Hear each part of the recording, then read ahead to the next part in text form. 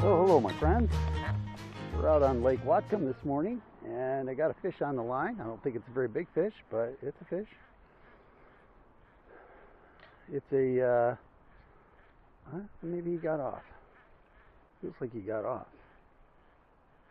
He did. Little rascal got off. Alright, let's try this again. Okay, I'm out on Lake Whatcom. It's a nice cool morning, hardly any breeze whatsoever. I have a fish on.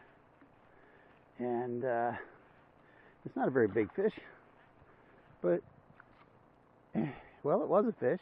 It wasn't a very big fish, but he got off. All right, let's try again. Maybe the next one we'll be able to keep on until we get to the boat.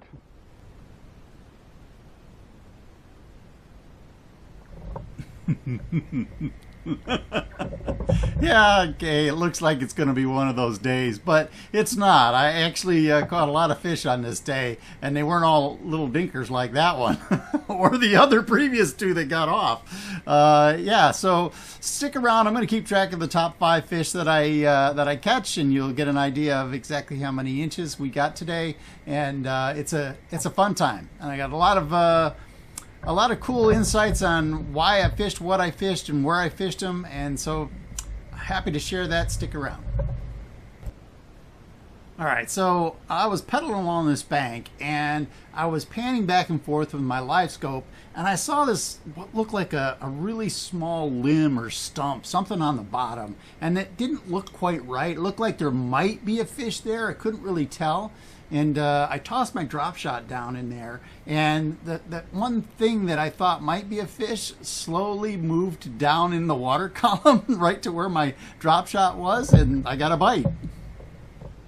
So I can say definitively that this fish is only going to be caught if I had live scope. The live scope played a critical role in me finding this fish and being able to place the cast exactly where I needed it to and catching this fish. And there was only one fish there, and there was only one little teeny piece of cover, and it was out in like 35 feet of water, so I would never have caught this fish if it weren't for live scope. Okay, we got us a fish. I thought it was snagged. I set the hook. Yeah, that's a fish. Yeah. I've been catching dinks all morning. That one is a real fish.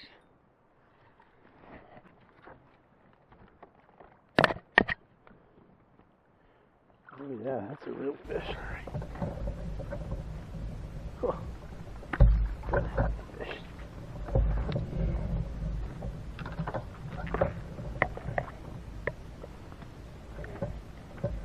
I saw it from a long ways away, and I cast it to it, and I was like, it looked like it was a fish, and then I got there and I was like, it hasn't moved much, maybe it's a log. And once again, it just fell right out. Alright, let's see how big that little bugger is. Oh, I thought he was bigger than that. Yeah, he's 18 3/4. That's a nice fish though. Oh, that was a nice fish. Okay, buddy. Thanks for participating. Take heart. A miracle's about to happen. A big fish is actually held up in front of the camera. I somehow remembered to do that this time. I don't do that very often. Now, I have caught quite a few large fish in this area, so I continue to fish a drop shot. And I'm fishing in water that's between 15 and 30 feet of water. And, yeah. Still not immune to catching the dinks.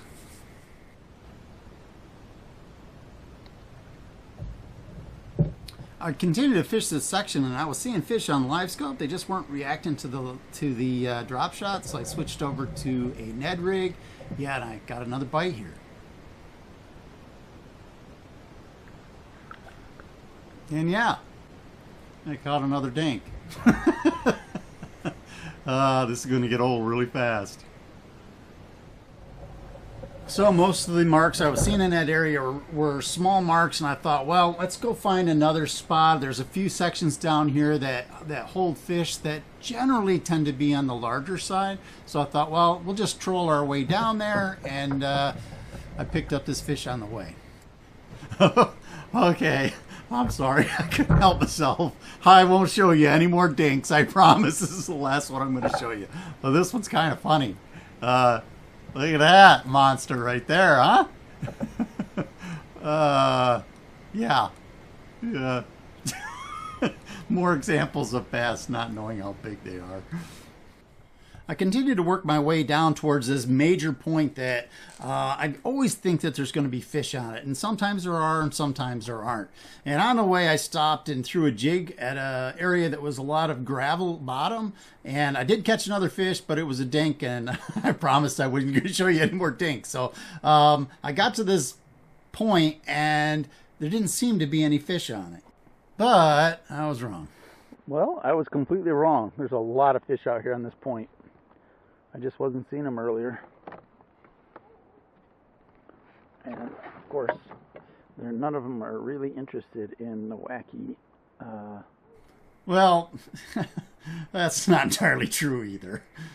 I know a lot of you don't deal with live scope a lot, but here's one of the cool things you can learn about it. You can see that those fish that are down there, they're starting to move around really fast. They start getting all excited. And usually that's what happens before one of them gets enough nerve to bite your line. And that's kind of what happened here. You'll see it a lot. There we go. I got one of them.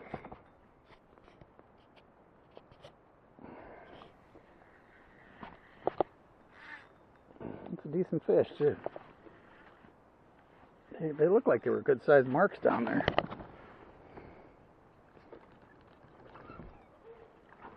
I'm going to say, is this another 18-inch or so?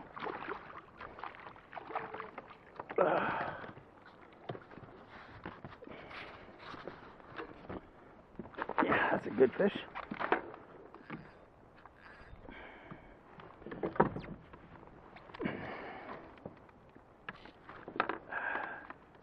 And the drop shot came right out again. I'm going to have to put a bigger hook on there or something. Because sorry about the exposure. I still haven't learned to rotate the kayak so that the sun isn't directly behind me. It really does not help. See how I did guess-wise.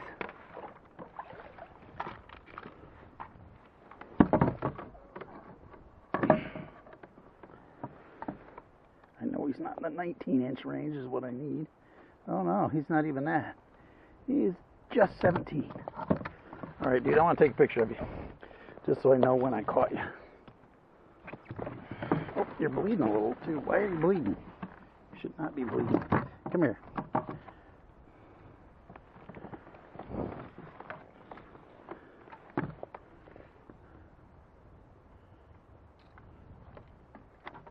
All right, that's good enough. Come here, buddy. I'm not sure why you're bleeding. Stress, I think. There you go. See ya. I continued to fish this point. I figured I would be able to catch some more fish here, so I was diligent. I was hard at work here. Apparently, that was the right decision.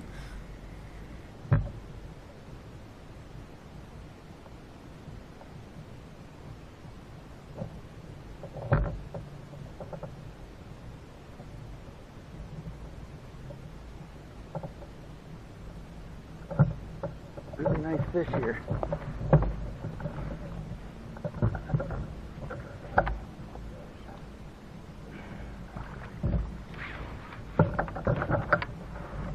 Oh, guess another 16, 17-incher. I guess this point is the place to be for right now. And that time it didn't come out. I set the hook really hard on that one. I got him. Pretty good. Okay. Long skinny one. Probably is a he.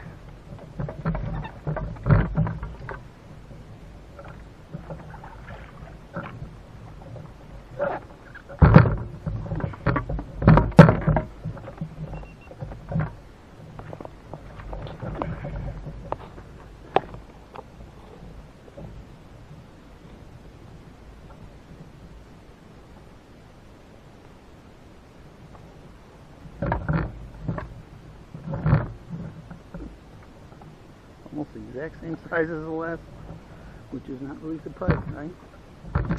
Okay, come on, dude. I just want to get a picture of you. If you could just, you know, behave for just a second here. Okay, I got one. Get out of here.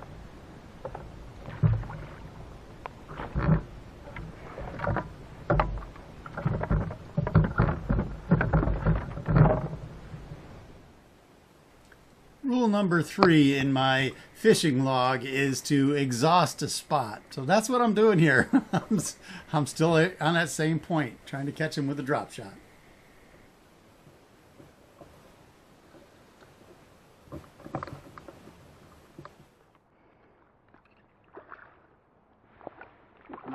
16, 17 incher.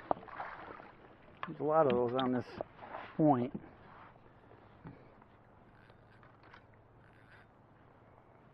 Yeah, that's what he is. 16, 17. Alright, hold still, dude. Get this off of you. I believe this is my 4th fish. So I gotta get one more to get a 5 fish limit.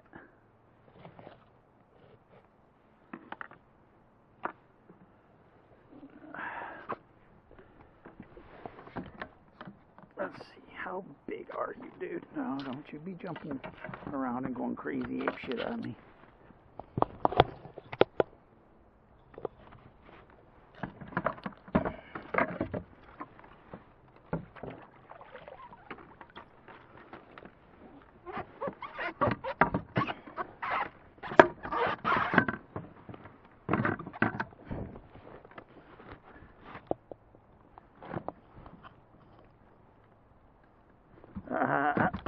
I knew you were going to do it. I just knew it.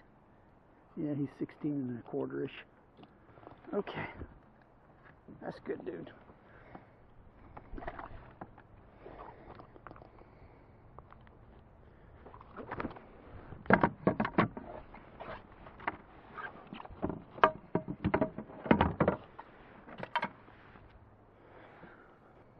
Now, some of you may wonder, is that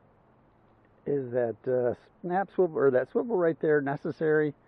Well, it doesn't happen as much on the wacky. It doesn't spin as much when you're pulling it up. But when you're using like a flatworm or any kind of worm, honestly, it does tend to spin when it's coming up, and it twists your line. And that fish went up and sniffed that thing. It looked like he was trying to eat it. And then I twitched the wacky worm, and he saw that, and he spun around, went right down, and bit it. So I don't think the snap swivel bothers him any.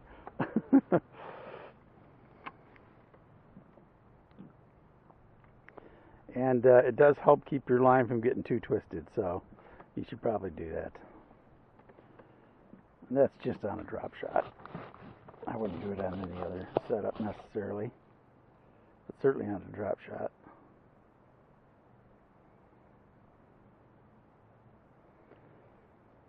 All right, one more fish. That's what I need, just one more fish.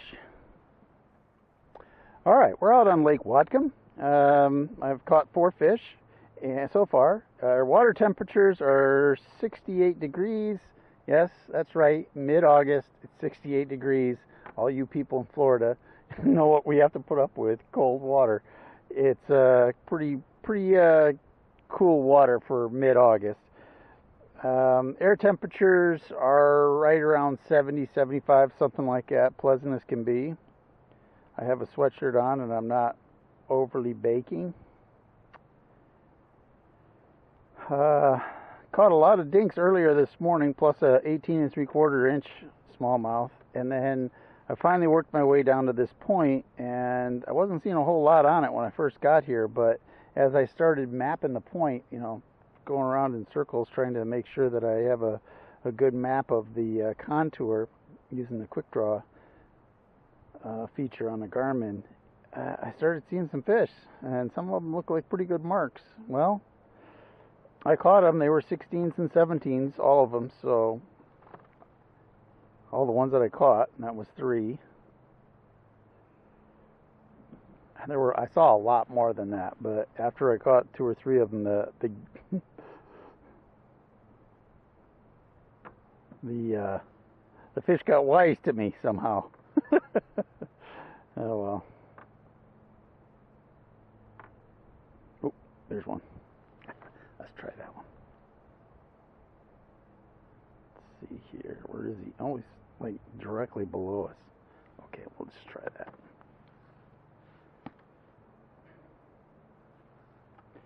He's in 31 feet of water, was.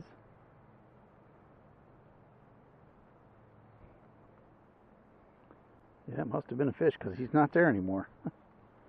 Swam off. Try some of these pilings over here.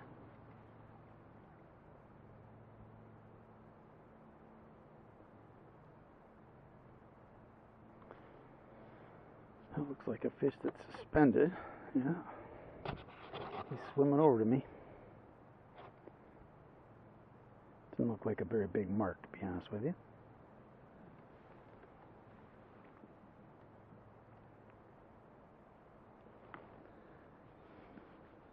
It's possible all the fish that I saw this morning are sitting on these pilings. It wouldn't surprise me at all.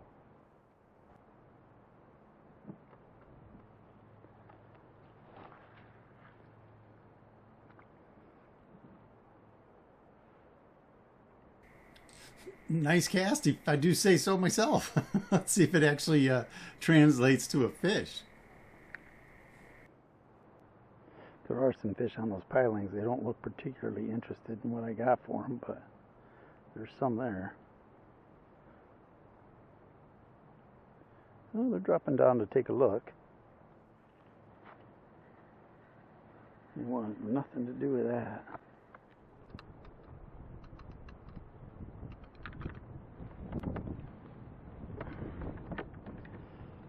This is going to be a long shot, but I'm going to toss a wacky worm, just a standard sink wacky worm, right up into that pylon because there were a bunch of fish in it, a lot of fish. And they were skeptical of the thing that went flying by them to the bottom and started shaking when I got down there. They looked at it, they sniffed it, but they didn't take it. So we're going to give this a whirl, see what this does for me, if anything. Oh, yeah, we got a fish. Oh, we got a snag, I think. No, it's a fish.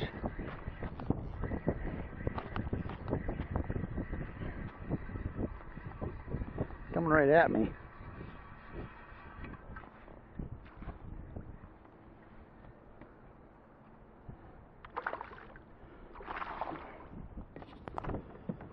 All right.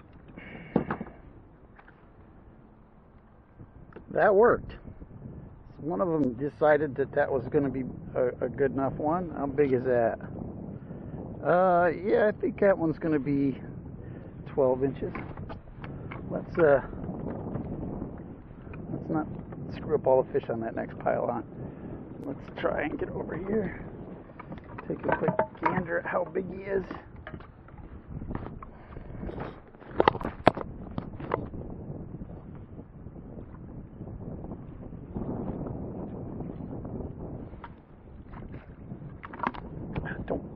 Don't jump off there just yet.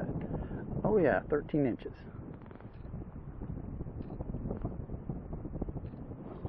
All right, yeah, okay. Get out of here. Now, part of the reason why I take pictures of them like that is so I can find them when I'm scraping through all of my video, because there's a lot of hours of video, 8 hours of video. And I got to find 5 fish in those 8 hours. It's a lot easier when you take a picture of it on your phone and it's got a timestamp on it. You go, oh, there it is, 12:06. I can find it. That's assuming that there's a fish that went all the way down to 40 feet to look at that thing. Now the question is he going to pick it up off the bottom, because it just landed on the bottom. So I I think what we'll see is if he does.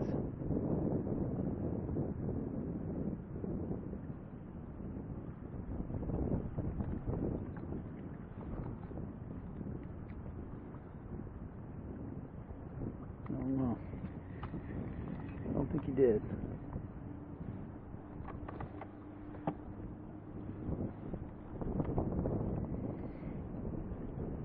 I don't understand why the wind is coming out of the north. None of the forecasts had us getting a northwest wind. Everything was supposed to be southwest, which should be coming right up through here, the other way around. Frustrating. Sometimes I hate the Weather Channel. God.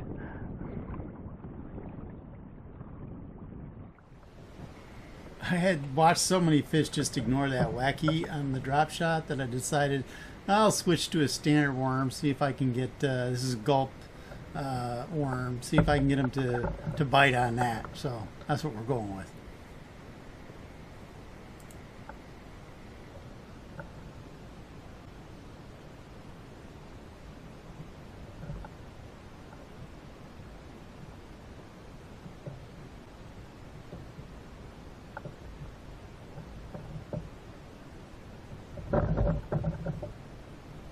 I started out by hooking it like a Nico rig, and I tested the action here, and I was looking at it, and it didn't excite me. It didn't do anything for me. So I'm just going to go back to a standard hooking it through the nose sort of setup.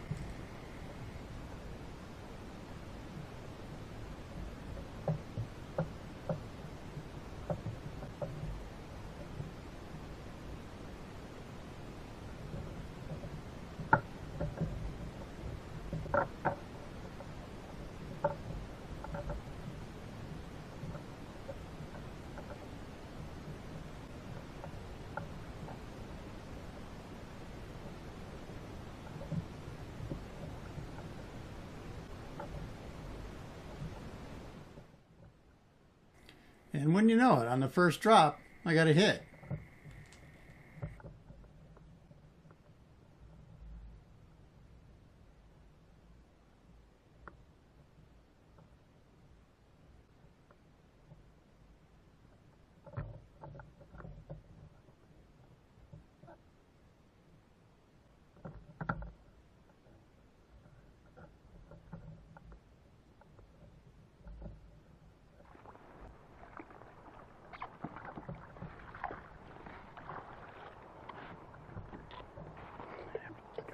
Yeah, so I guess switching to that gulp worm worked out in the best, because this fish is for sure going to call out that 13-inch fish. So pretty excited about that. That's going to give me 5 fish that are 16 inches or better. So that's a pretty good day. And it's not over with either.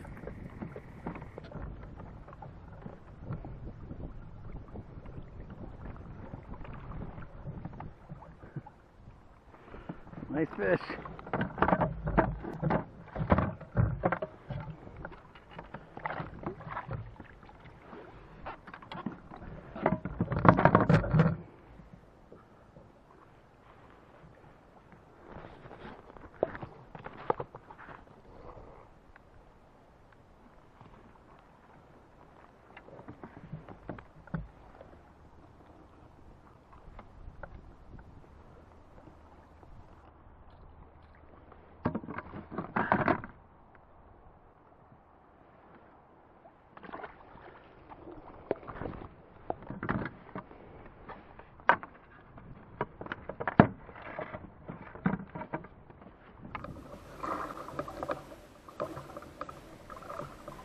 Well, it's getting late. Wind's picking up. I think I need to go get back to the ramp, so I'm just trolling my way back to the ramp when I get a nice bite.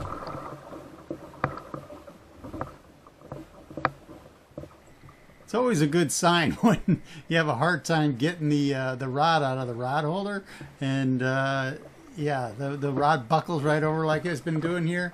It's a nice fish.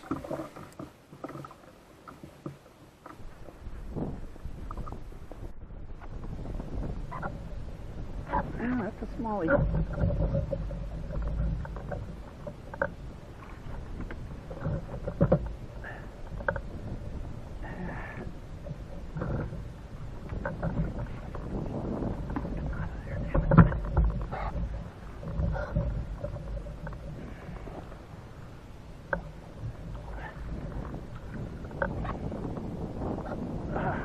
Goodness gracious, that thing can fight.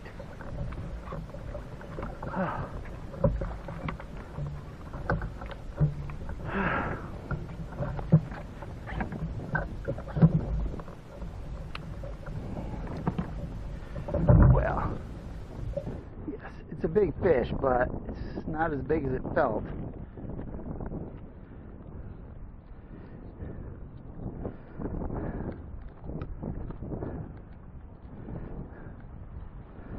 Okay, let's get my pliers out here.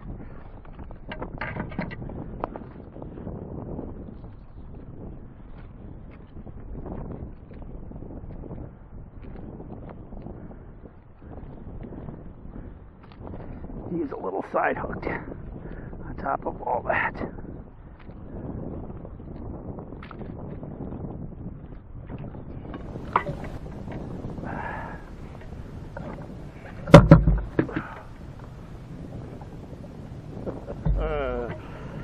Sir.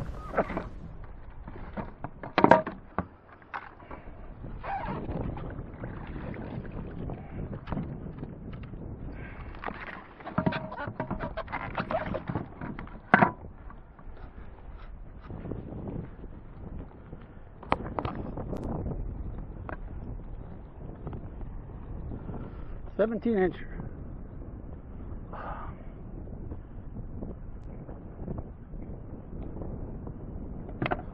I think I got him. Okay. Come here. Hello, my friend. Here we are in a man cave again. Thanks for watching all the way to the end of the video. I appreciate you guys doing that. So I'm going to do a quick synopsis here of what we had in the video and some of the lessons I think you should take away from this video. 86.25 inches. I think that's a pretty good number. I'm interested to hear what you guys think. Is that a good number? Probably isn't going to get you too many wins, but you're going to get top 5, top 10 with that kind of number. So I think that was a pretty good day out there fishing. Well, let's, so let me know what you think. So let's now talk about these 3 rules that I have in my fishing log. If you don't have a fishing log, you should have a fishing log. But these 3 rules at the top of my fishing log, then I see them every time I open the log, which is every time I go fishing. So first rule is find the fish. Now I spent a little bit of time farting around before I got to that point where I thought the fish were going to be, but I did catch that 18.75 inch fish. I thought that was a pretty good deal. But when I got to that, got to the point, I was able to connect on quite a few large fish.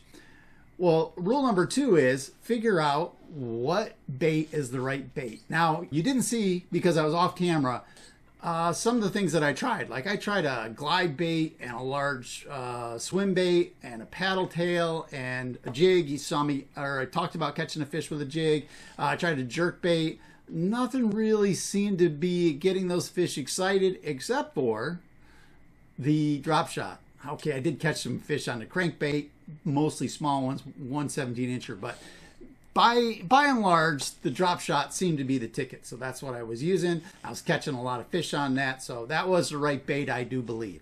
Okay, third rule is exhaust a spot. All right, so I could have probably caught some more fish on that point. Had I taken a snack break and turned off live scope, it would have reloaded. I probably could have caught more fish, but I like to explore a little bit. So, I cruised around in that general area and did catch more fish, so it wasn't that big of a deal. But that is rule number 3 and something you should probably consider when you're in a tournament. Make sure you exhaust the spot when you find the fish. Okay, I appreciate you once again. Thank you very much for coming along, and I'll catch you on the next one.